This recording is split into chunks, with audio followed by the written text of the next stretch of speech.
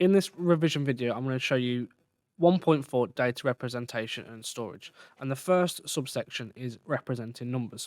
This covers binary conversions, hexadecimal conversions, addition, subtraction, negative numbers, and arithmetic shifts. Converting binary to decimal, the first thing we need to reference is this table. I'm going to convert 0, 1, 0, 0, 0, 1, 1 into a decimal number. Starting from the right hand side of the table, I'm going to fill the numbering from right to left. 0, 1, 1, 0, 0, 0, 1, and 0. And then where there's a number 1, so these three boxes here, I'm going to bring the numbers down, 64, 4, and 2, and add them together to make 70 in base 10. That means that 0, 1, 0, 0, 0, 1, 1, 0 is the same as 70 in base 10, and the binary is base 2. If we were to convert the other way, so go from 70 into a binary number, starting from the left-hand side, I'm going to check, is this number smaller than the number I'm looking at, so the number 70? And the answer is no. So I'm going to put a 0 and move on. 64 is smaller than 70, so I'm going to put a 1 and take it away from 70 to work out what's remaining. And the answer is 6. 32, 16, and 8 are all bigger than 6, so I can't use those. 4 is smaller, so I'm going to put a 1, take away the 4, and that's going to leave me with the number 2. 2 is the same as 2, so if I take that away, I'm left with 0. That means it fits in. And because there's one box remaining, I'm going to put a 0, and that is my final answer. If you are left with a number greater than or less than 0, that means a mistake has been made, and you have to go back and redo the question. When converting from binary to hexadecimal, there's only a few things that we need to remember. All you need to remember is that 0 to 9 stays the same, and A equals 10. The rest of it we can work out as we go along. There's no need to remember all of that table. I'm going to start by writing my number out at the top as follows. And I'm going to split it into groups of 4 starting from the right. The first 4 numbers here and write them on the right hand side, and then take the remaining 4 on the left hand side. Once I've done that, I'm then going to write my table out: 8, 4, 2, and 1 on both sides. Write the numbers directly underneath, and then convert these into a number. 0, 0, 1, 1 is the same as the number 3, and 1, 0, 1, 1 is the same as 11. Like I said at the start, 0 to 9 stays the same, so the number 3 stays the same. Number 11, I can work out from A equals 10. If A equals 10, that means that B would be 11, so my answer would be B3. When we use sign and magnitudes, all we need to do is flip the most significant bit, which is the first bit on the left, to show the sign. So let's start by writing 70 out as a positive number, which is 0, 1, 0, 0, 0, 1, 1, 0. This is equal to positive 70. And to make it a minus number, we simply flip the most significant bit. So I'd get 1, 1, 0, 0, 0, 1, 1, 0. And this is the same as minus 70 using sign and magnitude. 2's complement is slightly different. 2's complement is used as an additional method in subtraction, and we do it slightly differently. I'm going to start by writing out 70 again as a positive number. This is positive 70. And what I'm going to do is, starting from the right hand side, I'm going to write up to and including the first one, keeping them exactly the same. Once I've done that, I then flip the remaining bits. 0's become 1, 1 becomes 0, and this is the same as minus 70. The two methods will give you two different answers. Sign and magnitude, we flip the first bit. 0 means positive, 1 means negative, and in 2's complement, we keep up to and including the first one the same, and then we flip the remaining bits. Addition, Only a few rules you need to remember.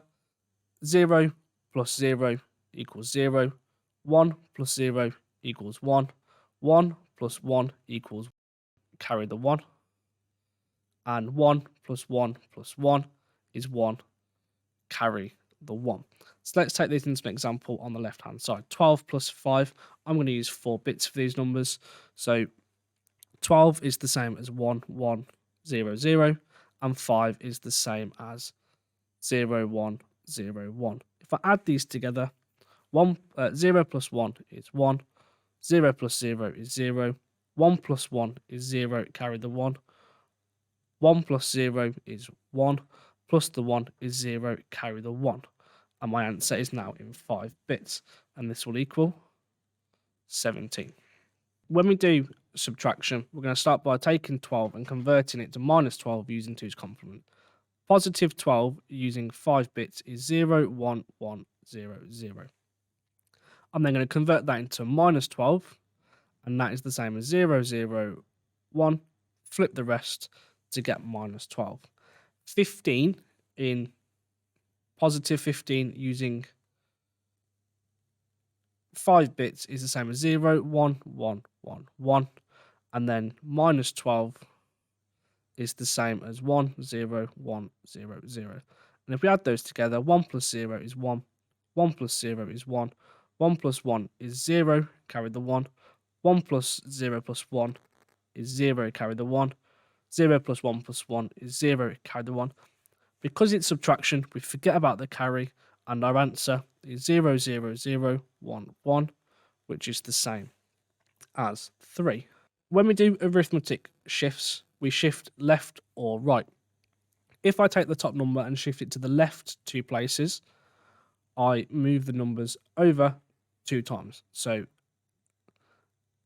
0, 0, 1, 1, 0, 0. If I move everything along 2, I'd get 1, 1, 0, 0, and then I fill the empty spaces with 2 zeros. When you shift to the left, you are multiplying the number by 2 to the power of the number of places. So 2 to the power of 2 is 4. So in this example, this number will be multiplied by 4. Moving down to the bottom one, when we shift to the right, this is going to make the number smaller and divide it. So 0, 0, 1, 1, 0, 0. If I move it all to the right, I'm going to get 0, 0, 0, 0, 1, 1. Again, filling those blank spaces with zeros. And this is the same principle. This is divided by 2 to the number of places. So this has been divided by 4. Overflow occurs when the result of a calculation requires more bits than is available. The computer cannot store this number accurately, and underflow occurs when there's a loss of precision. So when a division answer is not a whole number, we have to kind of remove that decimal point, and this is when underflow occurs. Representing characters is the second section of 1.4. Characters are stored as binary numbers. This means that the number 011 0001 97 is equal to a lowercase a, and capital A is equal to 01 000001, which is the number 65. All characters a computer can use is called a character set, and having a character set allows for data interchange between different programs. 7-bit ASCII is a type of character set, but this is a limited character set because it only uses 7 bits, therefore can only represent 128 characters, and computers need to be able to store a lot more than this. ASCII was then extended to 8 bits to give a character set of 256 characters, which meant certain special characters from other languages could be used. But again, this is still too small to represent all the characters in the world. Unicode is another standard character set that has combined and replaced many others, and this uses 16-bit storage and can represent 65,536 characters in total. Another subset is representing graphics.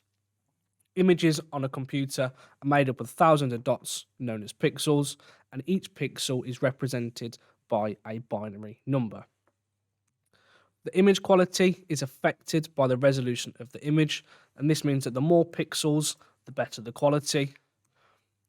And a vector graphic stores a set of instructions for a geometric shape. This means that they use less storage space because they aren't storing information for every pixel, and they can be rescaled without loss of quality because it recalculates the dimensions between each corner of the shape. To add colour, we need to use more bits within each pixel, and this is called the colour depth. And this allows for a greater range of colour in each pixel, but this does increase the file size. When we want to calculate the file size of a graphic, we simply take the height and width in pixels, multiply them together, and then multiply that by the colour depth.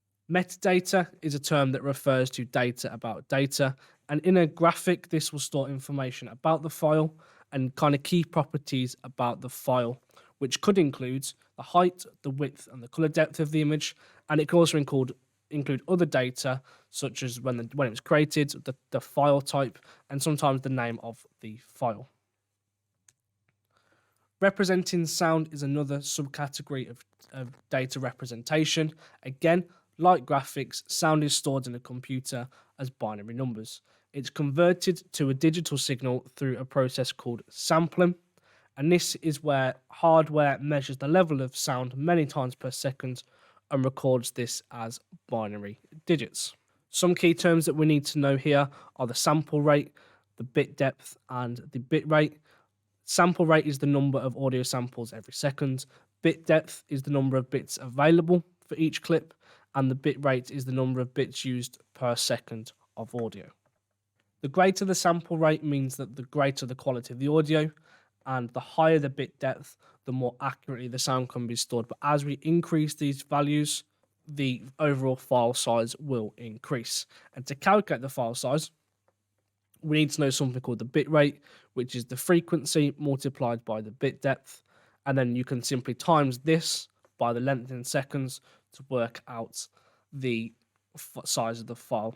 So taking this into an example, if an audio clip is 60 seconds long using 44.1 kilohertz frequency with a bit depth of 16, this is how we would work it out. The bit rate is 44,100 multiplied by 16, which would give us 705,600. And then we multiply that by 60 to get 42,336,000 bits. We can then convert that, divide that by 8, and then divide it by 1,000 and 1,000 again to get 5.2 megabytes. With compression, this is the last subtopic of data representation. And lossless compression is a technique so that data can be decompressed later without any loss of data. And lossy compression discards some data to compress the file, which means that it can't be returned to its original form, but it will decrease the size of the file. You need to know the compression formula, which is the ratio equals original file size divided by the compressed file size. And if we take that into an example, if an image was originally 1.4 megabytes and has been compressed to 175 kilobytes, the ratio will be worked out as 1,400 divided by 175, which equals 8. So the ratio would be 8:1.